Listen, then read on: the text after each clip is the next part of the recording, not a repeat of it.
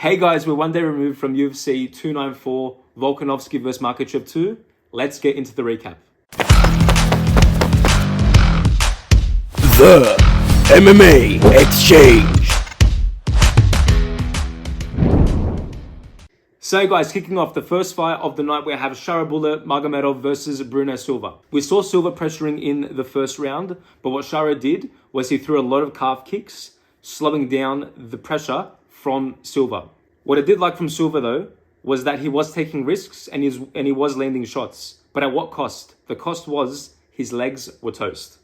Round 2, we see Bruno eating more and more leg kicks, and Shara was mixing it up quite a bit. But what I didn't like is that we saw, out of all people, BrunoSilva take down Shara. What I did like about Shara there was when he was on the bottom, he was very active. But within his division, middleweight, you have guys like Bo Nickel, Joe Pyfer, where they wouldn't give you as much leniency on the ground. They'd straight away go for a submission, straight away ground and pound. And BrunoSilva was too gassed to actually do things on the ground. We even saw Shara do a crazy up kick. And then in round 3, we saw Shara continue his work and we saw him win by decision. And then guys, we have ViktoriiaDudakova versus JinhYu Frey. In round 1, what we saw was a few right hands land for Victoria. There was a clash of heads. Very good clinch work from Victoria. I like that whenever they were in the clinch, she was throwing hands, she was throwing knees, she was very active. And then towards the end of the round, she drops JinhYu Frey with a clean left hook. In the second round, Frey goes for a straight takedown, but she didn't really do much. It was more just laying and praying. And then Victoria, I'm not sure if anyone saw, actually landed an up kick while Frey was a downed opponent. There was an armbar attempt as well, but I gave that round to Frey. Round 3, both were landing good, but Victoria was more active with her jab and more active with her jab cross. Frey really wasn't in the range where when she threw shots, it's not like they were landing with much pop. I know that we don't want fighters to overextend, but if it's 1-1 going into the third, you're trying to win, you're trying to be explosive. I didn't think she was in the range to be explosive, and ultimately we see ViktoriiaDudakova win by decision, which I predicted. Next fight on the card, we have Nathaniel Wood versus Mohammad Naimov. It was really interesting seeing a former bantamweight now at featherweight and then a former lightweight go down to featherweight. It was very interesting. You could definitely see the size difference though, Nathaniel being the smaller fighter. So opening up with a few calf kicks, but then all of a sudden Naimov completely rocks Wood, follows up with some ground and pound, but then there was a nut shot. Nathaniel recovers, but then we see Nathaniel rock Naimov, which was really exciting. Wood then gets taken down and round 1 is finished. I'm not sure what was going on with Naimov. It's like he didn't even know the rules or fouls or whatever, because there was cup shots, fence grabs, and then in round 3 we did see where Nathaniel rocked him and nearly had him finished. Naimov grabbed the glove of Nathaniel, sort of halting his shots. So like the last 10 seconds of a round that was so-so, Nathaniel drops him, nearly finishes him. I'm not salty that I got my pick wrong. I'm more salty that you have fighters that train all this time and then start cheating once they're in the cage. Like, it really pisses me off. But I reckon Nathaniel Wood can bounce back. I had Nathaniel winning by decision, but Mohammad Naimov gets this done. On to the next fight, guys. We have Anshul Jubli versus Mike Breeden.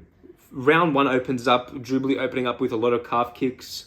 Mike lands a few flurries here and there. But what I did like from Jubli was that he was mixing leg, body, head. Like, he was just all around mixing it up. Good jabs. He was managing his distance well.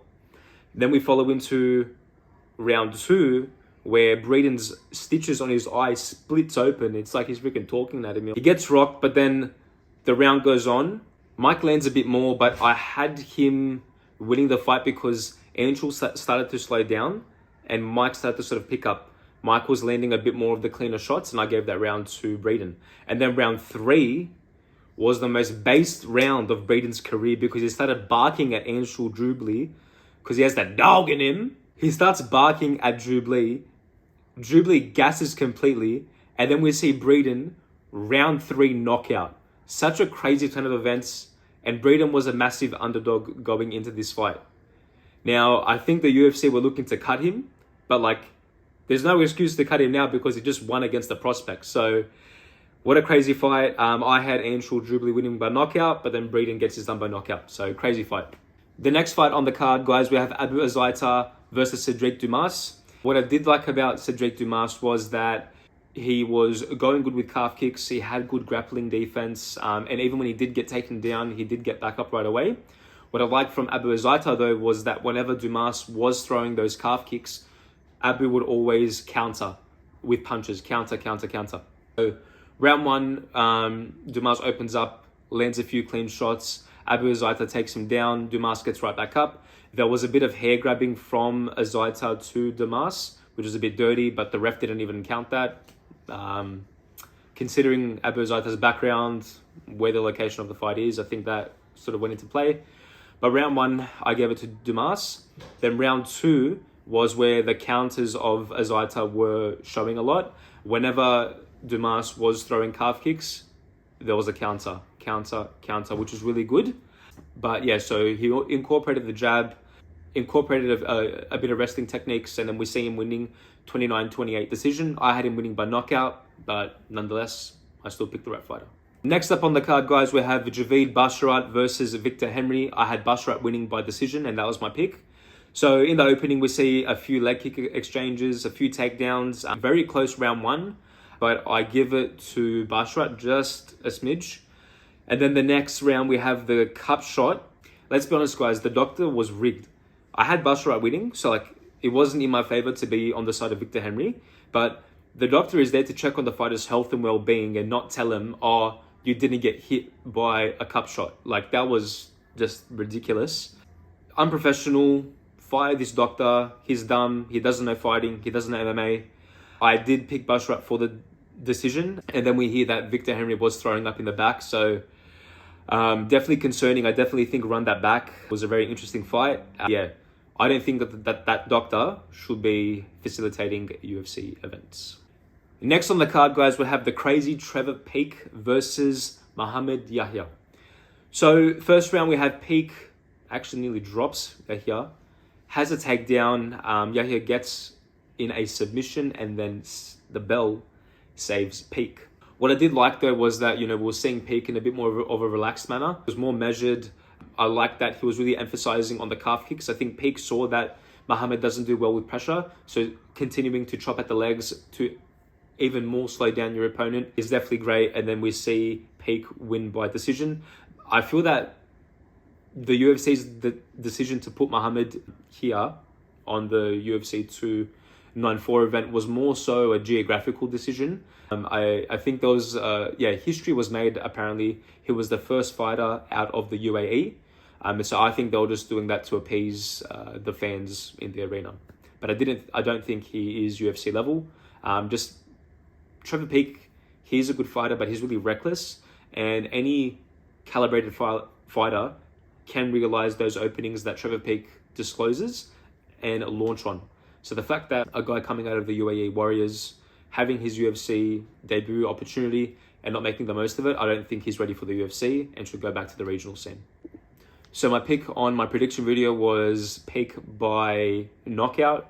He ultimately gets this done by decision. On to the next fight, guys, we have Muhammad Mokaev versus Tim Elliott. What I was very surprised by Tim Elliott was very unorthodox, defending takedowns. He was landing clean shots. Round one, Mokaev gets a really nice angled takedown, attempts a guillotine, but didn't really do much. I gave Elliott the first round. Mokaev shoots a takedown. Tim Elliott tries to go for a guillotine. It doesn't land. Elliott then pulls triangle, and Mokaev slams him on his head. I was so concerned watching that sequence, because I thought that there was something wrong with Elliott's neck, especially when he's slamming to the head or to the neck. You're always concerned for a fighter's safety and well-being. But anyway, round two I gave to Mokaev. He had that slam, he had the ground control. So yeah, round two was to Mokaev. Round three, though, Elliott was landing knees after stuffing a few takedowns. Mohammad Mokaev tried to act like he was a downed opponent by slapping the ground, but there was no structural support on his hands or whatever like that, and he gets blasted with the knee. What I didn't like, though, is that he has that Aljamain Sterling-esque type sort of technique where he tries to act like he's a down opponent so he doesn't get knee to the face. Fighters like Aljamain, fighters like Mohammad Mokaev, if there was the no downed opponent knee rule, he'd get slammed and knocked out clean. So in this fight, what I didn't like with Mokaev is that the round seemed to be slipping from him. Elliott was landing really clean shots up until there was that submission and Mokaev got the win by round 3 submission. If it wasn't for that and he went to a decision, any money, Elliott would have won by decision. But obviously knowing these judges and refs, you never know what's going to happen in the UAE. But yeah, Mokaev really needs to sort of round off his skill set, continue to improve on his striking, because laying and preying on opponents and doing little shots here and there isn't going to win you the fight. You need to aim for submissions more quickly, do more vicious ground and pound to secure those rounds. It was concerning that a guy like Tim Elliott, respect to him though, gave Mokaev, I reckon, his hardest test in the UFC. On to the next one, guys. We have Nurmagomedov versus Gafurov. So I picked Saeed Nurmagomedov to win by submission. Saeed Nurmagomedov, his striking is like very underrated, man. I really rate this guy. He threw a question mark kick, rocked him, and then got a submission. His signature submission in round 1 was really, really good to see. Yeah, to be honest, not really much to talk about this fight. Saeed didn't really take that much damage in his bout, so I think that he should try and fight in December or early January. But yeah, on to the next one. Ikram Aliskerov, guys, versus Warlley Alves. Warlley Alves steps in on short notice. He was originally a welterweight, moving up to middleweight. I did say that he would have the speed advantage, but man, that was all out the window when Aliskerov drops Alves with a jab, follows up with punches, and sat him down clean. Aliskerov, man, is a crazy guy for the middleweight division, especially with the weak wrestling in that division. He has hands, he has good wrestling. Badass Aliskerov. Let's see him fight in December or early January, because he literally took no damage. And then for me, one of the most exciting fights on the card, we had Magomed Ankalaev versus Johnny Walker. I'm not being picky because I picked Johnny Walker to win by decision, but I loved that Johnny Walker was measured. He's definitely learned from the Yan versus Ankalaev fight to open up with calf kicks. Good leg kicks from Walker. Walker fakes a liver shot, tries to do a flying knee, Johnny Walker-esque type stuff, you know. Anka takes the back, and then Johnny gets into this position where there's a clean knee on the ground, and then a clean foul, a knee straight to the jaw of Johnny Walker.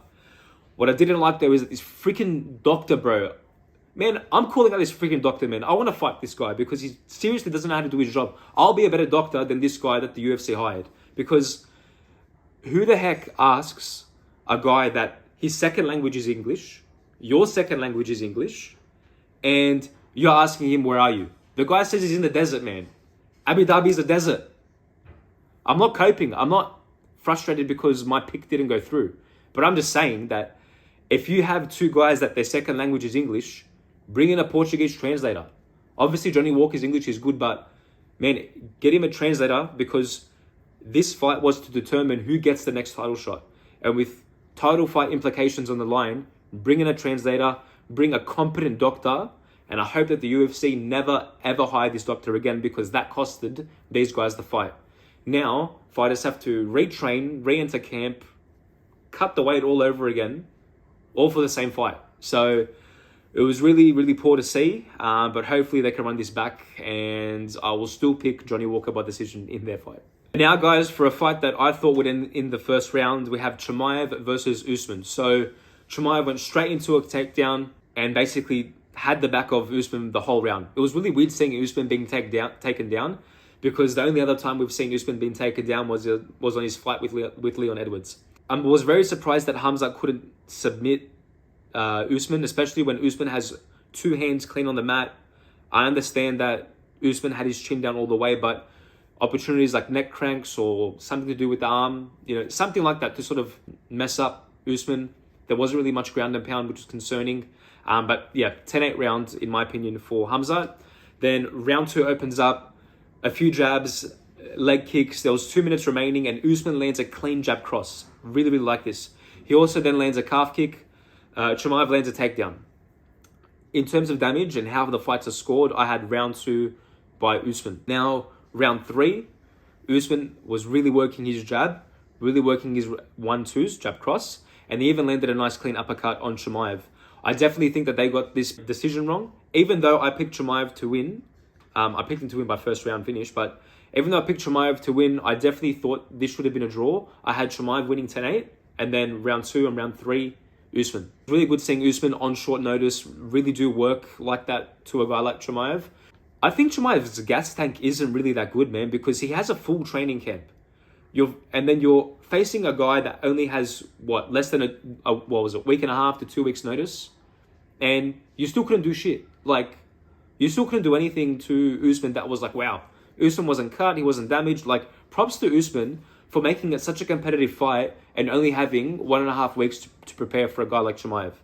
So yeah. But I hope he gets down back to welterweight. Yes, we did say that there is issues with his knees and that kind of stuff, but he was stuffing takedowns quite a bit, which is good to see. I would like to see Usman get a top 5 opponent in the welterweight division, but I wouldn't mind if he'd like to make a run at welterweight, considering he's lost 2 times back-to-back to Leon Edwards. But yeah, great performance from Usman, but Chimaev gets the win. I reckon the highlight of this main event was Chimaev's speech. Obviously, what's going on around the world, it's not good. And Chimaev being humble. But then you have the opportunity to call out the champion, Sean Strickland, and you don't take that opportunity. It's like you're in prime. You've just won against Usman, no matter how close it was, regardless. And you have a guy like Sean Strickland, who's the champion, and you don't decide to call him out. Regardless, even if you did call him out, guys, I don't think that warrants a title shot. You have a guy that's originally a welterweight on 1.5 weeks notice, and you didn't even finish him. You didn't even make the fight. The fight was competitive, which was a concern. So yeah, I think he should be fighting a guy like Adesanya or someone else in the top 5. If Robert Whittaker wants to get back at it, maybe you do Chimaev versus Whittaker. But yeah. And now, guys, on to the main fight. Man, I was all over the place. Obviously, being a big Volkanovski fan. Volk, and not taking away anything from Islam Makhachev. Islam Makhachev is one of the greatest lightweights. Volk just looked unconditioned. He wasn't popping his shots. He just wasn't active. And then you just saw straight away from the clinch, knees were landing straight away. Knees to the body, knees to the head. And Volk looked a bit, not confused, but rattled by that. I did say in my prediction that to watch out for the body shot of Islam. He was really working the body kick, which was priming up the head kick. And then ultimately we saw Volkanovski get knocked out in round 1. Man, it's really hard not to be biased when you follow a fighter from the start of his UFC career to now. And he only lives 45 minutes away from where I live, in Mount Annan.